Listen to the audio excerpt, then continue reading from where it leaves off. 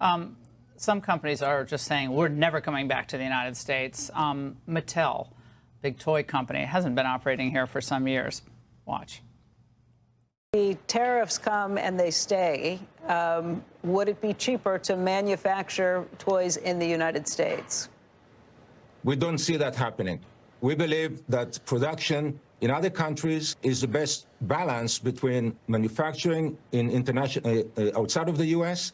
and continue to develop product in America.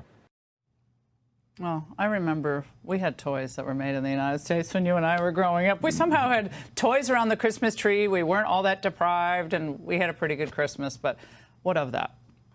Well, a couple of things. There are plenty of other countries that make toys. I believe Barbie is actually made in Indonesia, and Indonesia's come with very strong trade deals, tariffs, and non-tariff trade barriers that they're willing to take off.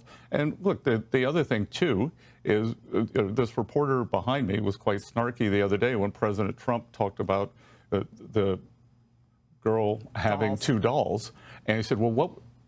President didn't take the question, but he said, what would you tell that girl? And I said, I would tell that young girl that you will have a better life than your parents, that you and your family, thanks to President Trump, can now be confident again that you will have a better life than your parents, which working class Americans had abandoned that idea. Your family will own a home. You will be able to advance. You will have a good education. You will have economic freedom. That's what we are advancing. Yeah, the press on this has been so predictably bad. And I think they ultimately know that, what Trump is trying to do is try to just reorient things and reset things.